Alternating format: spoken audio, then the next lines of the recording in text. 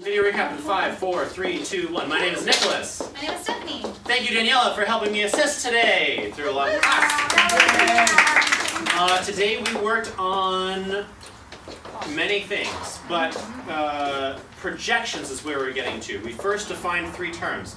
One being posture is how we describe joints stacking over each other.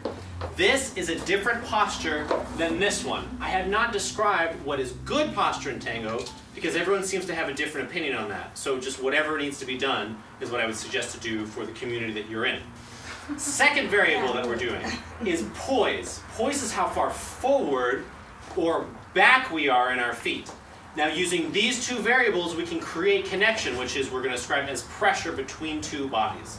So I can take my posture forward without changing where I am in my feet, and this will create connection in our hands. I'm changing my posture. You've probably seen some Tango videos where they dance like this. It's weird. I don't know why they do that, but it's doable. It's possible. Another way of creating connection is by moving your poise forward. This creates, again, connection in our hands. If you hide your weight, right, I'm gripping with my toes, I'm doing things, you won't feel anything in your hands. There's nothing there. Yeah. We talked about tone and tension. We specifically talked about tension when we lean backwards. Try relaxing your arms, letting them go. You'll still maintain the connection, but as Susan said, it'll be nicer. Often people will find this more enjoyable. You can flex. This is adding tension. It will make the connection feel heavier, even though you didn't send your poise any further back. Last thing we talked about as a dynamic, we used the handshake analogy. We shake each other's hands. If we grip them, or if we dead fish them, this is all matching. But if one of us grips and the other dead fishes, it's like bad for both of us. Yeah? So our suggestion is, when you're out dancing socially, match the person that you're dancing with, particularly if you are the better dancer. If you have more sensitivity, do what you think your partner's doing, in general it'll work better. Do you have anything you add on that? Okay. So, we took all of this information and we went. We're going to describe this as relatively stacked posture. Oh, yes. It does change a little bit, the feeling, when you have heels. Because you are already sort of poised forwards. So you have to really be honest about this. Is actually, it feels back-weighted, but I'm actually pretty much through the center of my foot right now. This would be my zero, my starting point. Then I connect from there. If you're in heels and you're already kind of standing forward, and then you try to go farther forward, that's when it becomes overcommitted and uncomfortable. So as a follower, you have to get used to really setting up in a neutral spot and then coming forward, because you're already forward, and so it feels extreme if you do anything else. Sorry, go ahead. So we took all this information and we put it together, and we say, okay, we're going to relatively stack our joints on top of each other, and then we're going to poise forward, not hiding our weight. How much do we poise forward? Depends on who you're dancing with. Some people like to do this. Some people like to do just a tiny little bit of amount. We're not going to prescribe which one is right or wrong. They're appropriate for different situations.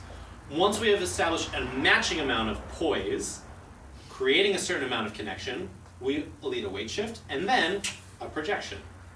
Followers, you're going to take energy from your leader's feet that flows up through the body, out through any point where we're touching, and you're going to allow it to flow out into your foot.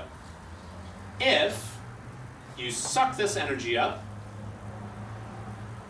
notice I'm changing my posture to suck this energy up. I can also change my poise. I can also this would also be changing my posture. I can hide in any number of ways by just being non-responsive.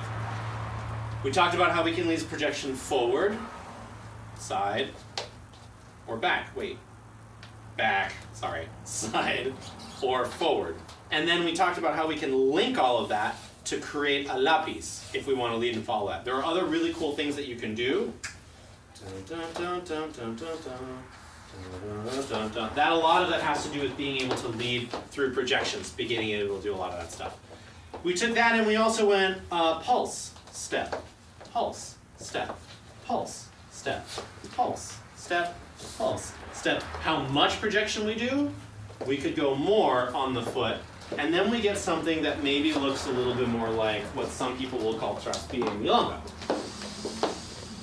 We do the curved lapiz, and then our candy. I'm sorry this recap is so long. Sidestep, pivot, projection, leaders change position, walk backwards. 3, 4, my bad. Pivot, projection, split weight, bend the arms, snag the foot, push the foot, collect over the foot, end. What was it again? Oh yeah, sorry, my bad. From here, make sure you lead the projection to come into neutral, then pivot, then project again. You give the follower a little bit of extra time. Looks better too. Yeah.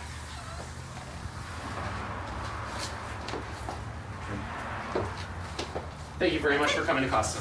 Gracias.